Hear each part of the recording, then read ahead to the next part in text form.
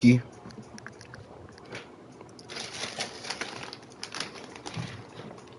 Master, that maybe Mob of the Dead and Origins are also possible. He says all this info comes from a close friend who works at Treyarch and has for close to a decade. It's just a shame knowing what could have been, but at least Black Ops Cold War revitalized the zombies community, even if the community is currently on life support with Vanguard zombies. That is a very long Twitter thread and a lot to take in, and my gut reaction upon reading this was either this is probably the truth.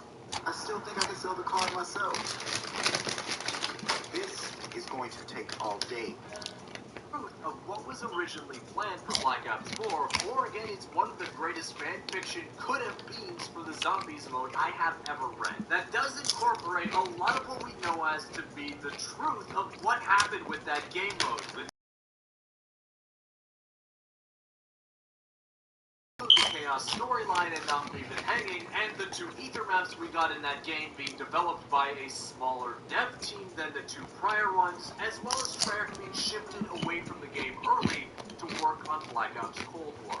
All that is the truth, but taking him at his word for a moment, going back to what he says that the first version of Zombies Chronicles 2 would have been made up of, we of course have the three maps that have already been rumored to be in development and close to releasing in Cold War Zombies, Current Remaster, and Transit as a reimagined and expanded map, likely to fit both round-based variants and for the Outbreak game mode. And then we have the three other maps which never received a remaster, but instead were remade in Black Ops 4, with Mob of the Dead becoming Blood of the Dead, Call of the Dead becoming Tag Their Totem, and 5 becoming Classified. But in the first version of Zombies Chronicles 2, he says here that all of those maps would have been reverted to their original versions as part of the expansion. Well, it seems like Die Rise, Buried in Transit are still in some kind of plans to be re-released as part of a new DLC. Cold War, nothing so far has been mentioned of those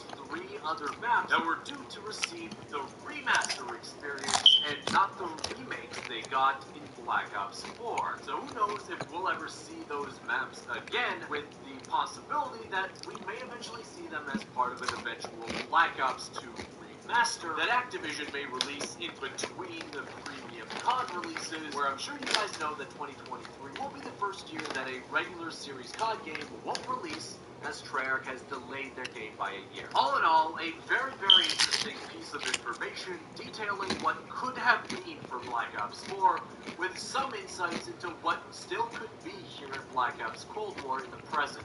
Whether it's all true or not, we'll never know, but it definitely gets you thinking, doesn't it? And I'd love to hear your thoughts on it down in the comments. But that wraps up this video, guys. I want to thank you so much for watching. If you enjoyed it, if you learned something new, consider leaving a thumbs up on the video down below. Be sure to subscribe to the channel if you aren't already, because this story doesn't end.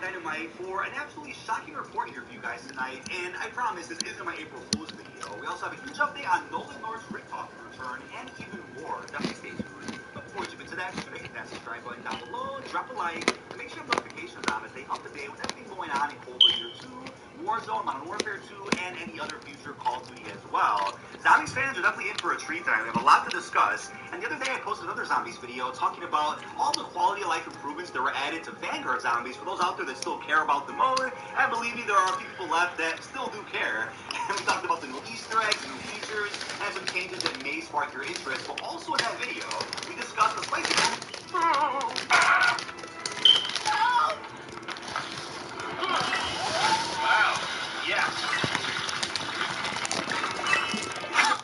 rumor going around yet again about everybody's favorite topic, Zombies Chronicles 2. And I didn't want to make a dedicated video just about that rumor, considering I don't think the rumor really bears much weight. I don't think it's the rumor that everybody thinks that it is. It's not really any information that we didn't already know before, and I personally think the person who tweeted out that rumor was just poking some fun at something that we kind of already have known about for a number of years, but we'll circle back to that. I want to start with a really cool DM I received from Derek. Shout out to Derek if you're watching this video. This really means a lot to me. He goes ahead and says, "Hey DK, big fan. I don't know how else to get this message across to you, but I figure I'd give you some info on some potential zombie news. Nolan North recently went to a convention here in the States this past month, Fandemic Dead.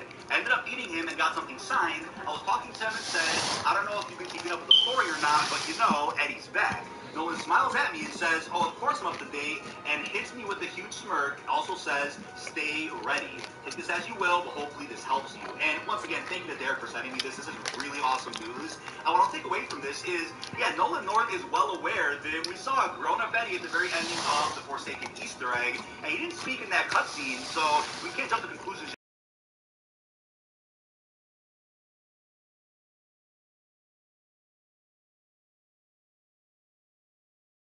Next Black Ops iteration, but I do think Nolan North could pull off just a different style accent for Eddie whenever he does time in terms of the voice that he portrays.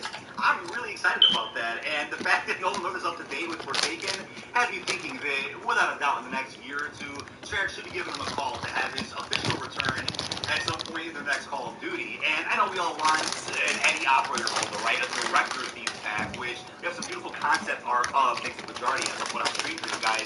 That would be great in Cold War, but like I said before, would they really bring Nolan North back, as expensive as he probably is, just to record lines for a bundle? I think they'd rather wait until he's actually featured in a map during Easter egg steps or as a playable character in their next game entirely, not just for a cosmetic in a game that is on its year 2 of the cycle right now, but at the same time, I think they better save his return for a better moment. So something crazy also was posted on Twitter a couple of days ago, but nobody noticed it, and all of a sudden today, the individual who posted this Twitter thread ended up tagging COD Zombies HQ, in which a video was then posted about this thread, and I started getting a bunch of DMs about this, and I read the thread and I was like, hold on a second, this is crazy, but yeah, here's not even in the FYI party. before we get into the juicy part of this thread.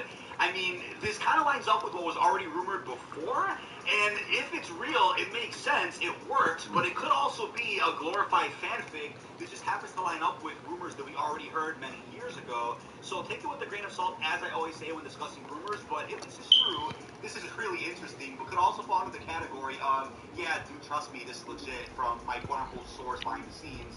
That's what this could be, but jumping into the thread itself, from Hayden Primes, link is down below. He says, and I quote, I think it's time I shared some info on what was planned for Call of Duty Black Ops 4, particularly